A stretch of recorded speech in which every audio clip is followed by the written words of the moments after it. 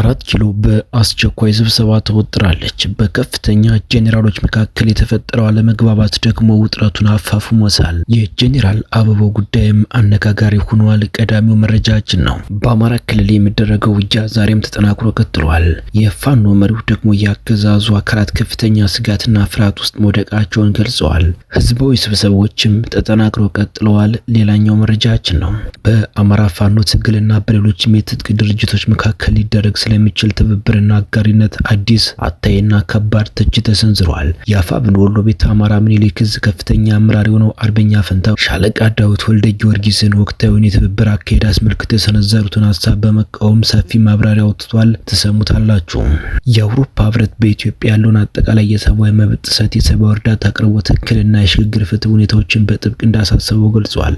በሌላ በኩል በሱዳን የስልጣን ሽኩቻ የተጠመዱት ተፋላሚ ኃይሎች አንዱ ሌላውን በጦር መሳሪያ ሙሉ በሙሉ አሸንፎ ለመውጣት የሚያደርጉት ጥረት ከንቱ መሆኑን መሬት ላይ ያለው ነባራዊ እውነታ ዳግም እያረጋገጠ ይገኛል። ይህንን የሱዳን ማለቂያ የለሽ የጦርነት አዙሪት አስመልክቶ በምስራቅ አፍሪካ ጉዳዮች የጠቅላይ ሚኒስትር አማካሪ አቶ ጌታቸው ረዳ ጠንከር ያለ ትንታኔያዊ መልእክት አስተላልፈዋል። እስከ መጨረሻው ድረስ አብራችሁን ከቆያችሁ ወደ እናንተ ይደርሳል።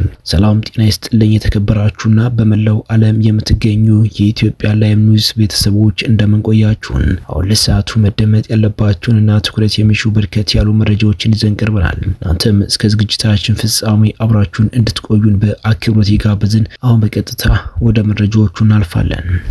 በአማራ ፋኖ ትግልና በሌሎች የትጥቅ ድርጅቶች መካከል ሊደረግ ስለሚችል ትብብርና አጋሪነት አዲስ አታይና ከባድ ትችት ተሰንዝሯል። የአፋብኃ ወሎ ቤተ አማራ ምኒልክ ዕዝ ከፍተኛ አመራር የሆነው አርበኛ ፈንታው ሻለቃ ዳዊት ወልደ ጊዮርጊስ ወቅታዊውን የትብብር አካሄድ አስመልክቶ የሰነዘሩትን ሀሳብ በመቃወም ሰፊ ማብራሪያ አውጥቷል። አርበኛ ፈንታው እንደገለጸው ሻለቃ ዳዊት ወልደ ጊዮርጊስ በአፋብኃ ምስረታ ምክክር ወቅት በታዛቢነት ከሁሉም የፋኖ አመራሮች ጋር የመቀራረብና የመታወቅ እድል ነበራቸው። ስለዚህ ጉዳይም ከአንዳንዶቹ ጋር በቀጥታ የመምከር ወይም የማማከር እድል ነበራቸው ብለዋል። የአርበኛ አበበ ፈንታው ዋና ዋና ትችቶችና ነጥቦችም የመጀመሪያው የአቀራረብ ክፍተት ነው ብለዋል። ደውሎ ጉዳዩን የማማከር እድል ባያገኝ እንኳን ጽሑፍ አዘጋጅተው ለፋኖቹ የማጋራት አማራጭ እንደነበራቸው አርበኛው አንስተዋል። ዛሬ የትግል አመራሮች ወጥተው በኢትዮጵያ ያሉት የትጥቅ ድርጅቶች በሚተባበሩበት አግባብ ላይ እየመከሩ ነው፣ የደረሱበትንም በቅርብ ያሳውቃሉ ሲሉ አንዲት አጭር አንቀጽ በማህበራዊ ሚዲያ መለጠፍ የተቃውሞ ጩኸትን ከመቀላቀል ያለፈ አቋም የማስቀየርም ሆነ ግንዛቤ የመፍጠር አቅም እንደሌለው ተመላክቷል። ሁለተኛው የወንጀል ማጠብ ስጋትና ፍትህ በአማራ ላይ ሁለንተናዊ ጥቃት የፈጸሙ ጠላቶች ናቸው በሚል አውድ የሚፈጸም ትብብርና አጋርነት ተጨማሪ ኃይሎችን ወንጀል ማጠብ እንዳይሆንና ተጠያቂነትን በሚያረጋግጥ መልኩ እንዲፈጸም ማሳበብ ተገቢ መሆኑ ተገልጿል። የአማራ ፋኖ ብሔራዊ ትግል አንዱ ትልቁ አንጓ ፍትህና ርትዕን ማረጋገጥ መሆኑ ተነስቷል። በሌላ በኩል ህዝብ ስለ ትብብር ትክክለኛ ግንዛቤ እንዲይዝ ከፈለጉ ከአንዲት ብልቃጥ ልጥፍ ይልቅ እድሜ ልኩን በፖለቲካ የኖረ ሰው ጉዳዩን በጥልቀት ሊያስረዱ ይገባ ነበር ብሏል። በዚህ መሰረትም ብድግ ብሎ ከገሌ እንዳትተባበር ከማለት ይልቅ ትብብርና አጋርነት ምንድነው? የጸረ አገዛዝ ታጋይ ድርጅቶችና አገዛዙ ምንና ምን ናቸው? መተባበርና አለመተባበር ምን ማለት ነው? ለድልና ከድል ማግስት ምን ተጽዕኖ አለው? ምንስ ሊያስከትል ይችላል? ጉዳዩ በምን አግባብ ሁኔታ መታየት አለበት የሚሉ ሰፋ ያሉ አውድ ያላቸው ነጥቦችን የያዘ የአዋቂ ምክር ቢቀርብ የቀረውም አንባቢ ግንዛቤ ማግኘት ይችላል ብለዋል። የአማራን ትግል በድሉ ውጤት የማንወደውን የፖለቲካ ይዞ ትግራይን ከኢትዮጵያ መነጠል እንዳልሆነ አርበኛ ፈንታው አስገንዝበዋል። አገዛዙ የህልውና ጥቃት ከፍቶብናል የሚሉ አካላትንም የመታገል መብት ፈቃጅና ከልካይም አለመሆናቸውን ጠቅሶ አገዛዙን የሚታገሉ አካላት በጎንዮሽ ቅራኔ 4 ኪሎ ለመቆጣጠር ከመፎካከር ይልቅ መተባበር ጤናማ ሽግግር እንደሚፈጥር አጥኖት ሰጥቷል። አማራው በድል ማግስት አኩራፊ በመፍጠር ወታደራዊ ትጥቅ ትግሉን ማስቀጠል ሳይሆን ብዙሃንን የሚያቀራርብ ፖለቲካዊ አውድ መፍጠር፣ ቅራኔዎችን ከሀገራዊ ቀውስነት በታች ማድረግ እንደሚገባው ተጠቁሟል። የሚኖር ትብብርም የወንጀል እጠባ ይሉኝታም የሚፈጠር አይሆንም የሚል ተስፋ እንዳለው ገልጾ ድሉን የተሟላ የሚያደርገው የህልውና ጥቃቱን ከመመከት በተጨማሪ ባለፉት ዓመታት ለተፈጸሙ ግፎችና ፍትህን፣ ርትዕን፣ የካሳና ረምት ከማንም ጋር ሆኖ ማረጋገጥ እንደሆነ አበክሮ አሳስቧል። በሌላ በኩል 4 ኪሎ በአስቸኳይ ስብሰባ ተወጥራለች። በከፍተኛ ጄኔራሎች መካከል የተፈጠረ አለመግባባት ደግሞ ውጥረቱን አፋፍሞታል። በሀገሪቱ የተለያዩ አቅጣጫዎች እየተባባሰ የመጣውን የጦርነት ሁኔታና የተቃዋሚ ኃይሎችን ወታደራዊ ትብብር ተከትሎ በጠቅላይ ሚኒስትር አብይ አህመድ ጠሪነት በ4 ኪሎ ቤተ መንግስት አስቸኳይ ስብሰባ መካሄዱ ተሰምቷል። በዚሁ ከፍተኛ ስብሰባ ጦር መኮንኖች፣ ቁልፍ የደህንነት አካላትና ከፍተኛ የፓርቲው ካድሬዎች የተገኙ ሲሆን የሀገሪቱን ወቅታዊ የደህንነት ስጋት በሚመለከት ጥብቅ ውይይት ተደርጓል። ሆኖም ግን በዚህ ወሳኝ ስብሰባ ላይ የጄኔራል የጄኔራል አበባው ታደሰ አለመገኘት ትልቅ ትኩረት ስቧል። ከውስጥ ምንጮች በተገኘው መረጃ መሰረት ጄኔራል አበባው ከጦር ኃይሎች ኢታማጆር ሹሙ ጄኔራል ብርሃኑ ጁላ ጋር በገጠማቸው እጅግ የከረረ የሀሳብ ልዩነት ምክንያት ከስብሰባው እንዲታገዱ ተደርጓል። በሁለቱ የጦር አበጋዞች መካከል የተፈጠረውን ክፍተት ለመድፈንና ውጥረቱን ለማርገብ በዳንኤል ክብረት አማካኝነት የሽምግልና ጥረት እየተደረገ እንደሚገኝ ተጠቁሟል። በሌላ በኩል ከዚሁ ስብሰባ መጠናቀቅ በኋላ በተሰጠ አዲስ የጸጥታ መመሪያ መሰረት ወደ አዲስ አበባ በሚገቡ ዋና ዋና በሮች ላይ ጥብቅ ቁጥጥርና ፍተሻ የተጀመረ ሲሆን በፍተሻው ምክንያት በመዲናዋ ቤት ለቤት የሚደረጉ ፍተሻዎችም ሊስፋፉ እንደሚችሉ ተበራክቷል።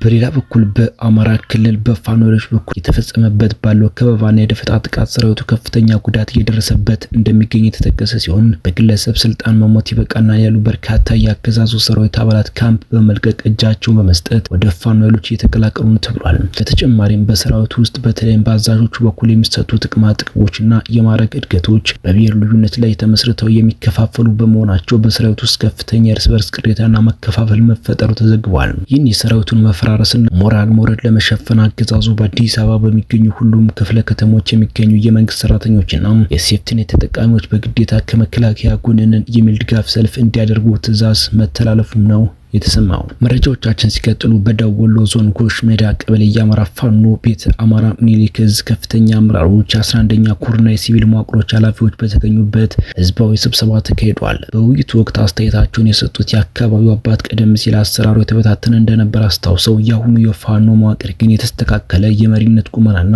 ፖለቲካውን በቅጡ የተረዳ አመራር ያለው በመሆኑ አፋብን መድኃኒታችን ነው ሲሉ አድንቀዋል። ነዋሪዎቹም ሰራዊቱ ያሳየውን ጥሩ ዲሲፕሊን አጠናክሮ እንዲቀጥል በመጠየቅ ሎጂስቲክና በሁሉም መስክ ከፋኖ ጎን ለመሰለፍ ዝግጁ መሆናቸውን አረጋግጠዋል። በተመሳሳይ በአፋብን ጎንደር ጠቅላይ ግዛት በለኤዝ ሜጀር ጀነራል ባንታ አንደኛ ኮር 3ኛ ነበልባል ክፍለ ጦር አመራሮች ከፎገራ ወረዳ የሲቪል ጊዜያዊ አስተዳደር ጋር በጥልቅ የመልካም አስተዳደርና የህዝባዊ ደህንነት ጉዳዮች ላይ ተመካክረዋል። በውይይቱ ላይ የወረዳው ጊዜያዊ አስተዳደር የብልጽግናን ስርዓት ሙሉ በሙሉ እስከ ወደ ለመሸኘት የሚያስችል ተቋማዊ ዝግጅትና ድጋፍ እንደሚያደርጉ ገልጸዋል።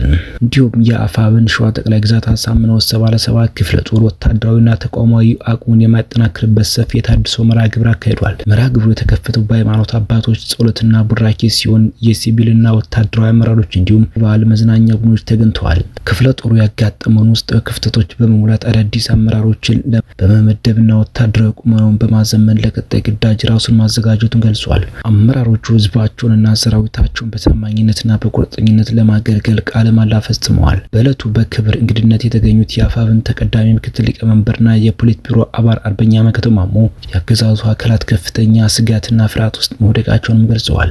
በሌላ መረጃ በሱዳን የስልጣን ሽኩቻ የተጠመዱት ተፋላሚዎች አንዱ ሌላውን በጦር መሳሪያ ሙሉ በሙሉ አሸንፎ ለመውጣት የሚያደርጉት ጥረት ከንቱ መሆኑን መሬት ላይ ያለው ነባራዊ ሁኔታ ዳግም እያረጋገጠ ይገኛል። ይህንን የሱዳን ማለቂያ የለሽ ጦርነት አዙሪት አስመልክቶ በምስራቅ አፍሪካ ጉዳዮች የጠቅላይ ሚኒስትሩ አማካሪ የሆኑት አቶ ጌታቸው ረዳ ጠንከር ያለ ትንታኔያዊ መልእክት አስተላልፈዋል።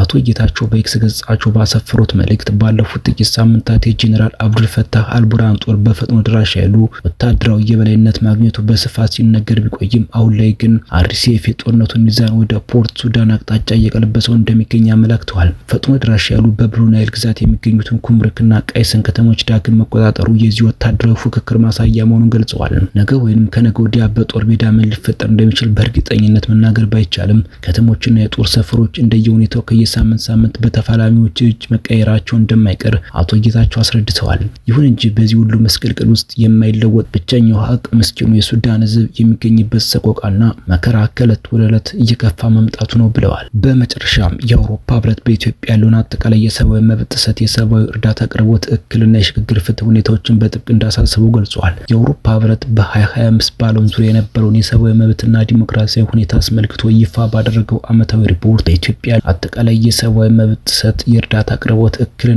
የተጠያቂነት ሁኔታዎችን በተመለከተ ሰፊ ማብራሪያ ሰጥቷል። በሪፖርቱ መሰረት እንደ ኢሮፒያን በ2025 በኢትዮጵያ በተለይም በአማራና በኦሮሚያ ክልሎች የሚካሄዱ ግጭቶች የዓለም አቀፍ ሰብአዊ ህግ ጥሰቶች እንዲባባሱ ማድረጋቸውንና የሰብአዊ ሁኔታ አሁንም እጅግ አሳሳቢ እንደሆነ ገልጿል። ይህ የተወደዳችሁና የተከበራችሁ በመላው ዓለም የምትገኙ የሚዲያችን ቤተሰቦች ለሰዓቱ ያዝናቸው መረጃዎች እነዚህ መስሉ ነበር። እናንተም እስከ ዝግጅታችን ፍጻሜ አብራችሁን ስለቆያችሁ ምስጋናችን ከልብ ነው። ሌላ አዳዲስ ወቅታዊ መረጃ እስከምንገናኝ ያላችሁበት ሁሉ ሰላሙ ተመኘን። ጤና ይስጥ